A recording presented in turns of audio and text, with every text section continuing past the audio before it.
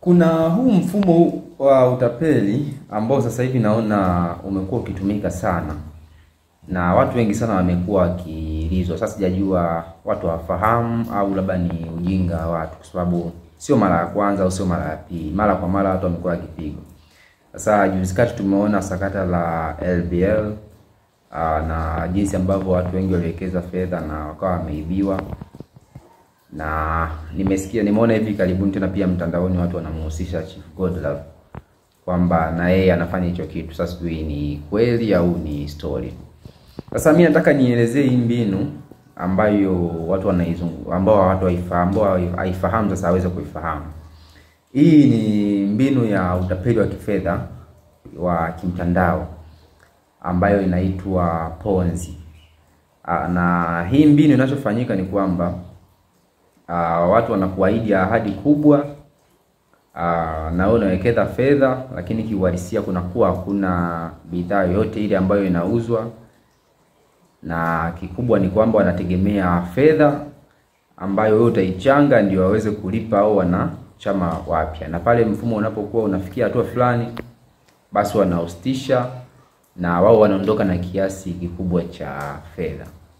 Sasa nataka nikuoneshe wewe mwenyewe, sio utabaki unachambua sasa kama Chief Godlove kweli anahusika na hiki kitu au hamna.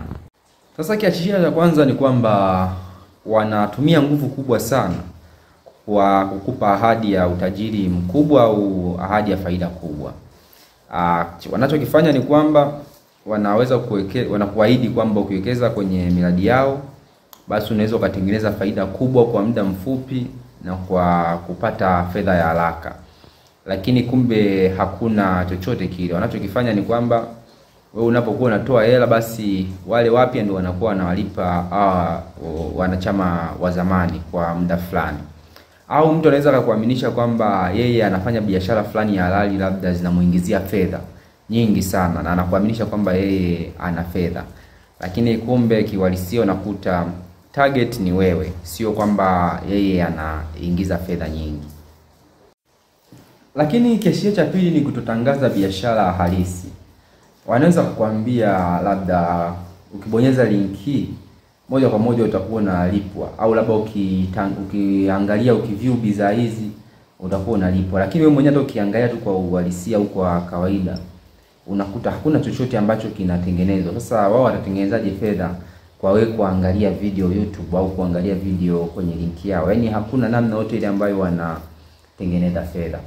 Lakini unakuta mtu mwingine anakuhamasisha kwamba yeye labda biashara zake zinamuingizia fedha nyingi, na anakuonesha kwamba anatafuta, au unakuta ni mtu maarufu sana na anakuonesha kwamba anatafuta umaarufu kwa nguvu. Baada ya kutafuta umaarufu, basi wanakuonesha kwamba wanaingiza fedha, lakini kiuhalisia hawasemi ni namna gani ambayo wanaingiza fedha. Anaweza akakuaminisha labda yeye anafanya hiki na hiki na hiki ndio maana biashara zake zinamlipa, lakini kunakuwa hakuna logic yote ambayo inaonesha flow gani ya fedha inaingia.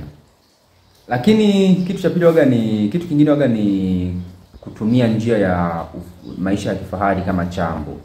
Mara nyingi haya makampuni au hizi taasisi ambazo zinakuwa za kitapeli au zinafanya natumia njia ya Ponzi, huwa viongozi wao au wanachagua influencers mbalimbali au watu kadhaa kuonesha kwamba wanaingiza fedha kwa nyingi sana, kutumia magari ya kifahari, kutumia majumba, kutembea na bodyguards au kuonesha kuwa motivation speakers na vitu kama hivyo.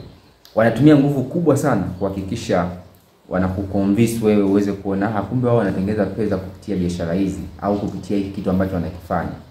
Lakini kumbe hiyo ni moja kati ya mbinu katika hiyo njia ya utapeli. Sasa ukiona mtu yoyote au taasisi yoyote inaviashiria hivyo, kwanza inakuahidi fedha nyingi, lakini pia kitu kingine cha muhimu ni ambacho nimekisahau hapo, ni swala la kuhamasisha michango.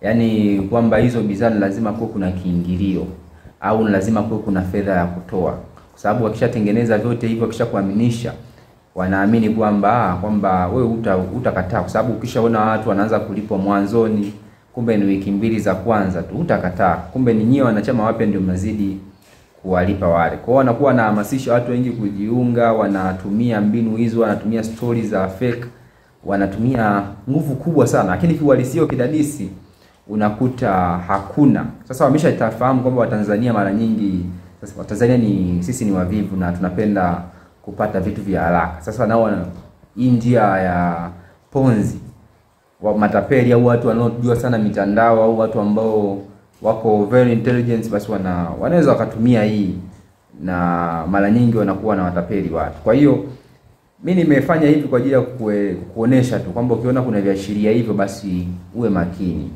Na sijajua sasa kama wanaomhusisha huyu kweli anahusika, lakini mimi nimekuambia tu viashiria ambavyo ukiona hizo dalili basi jihakikishie mara mbili.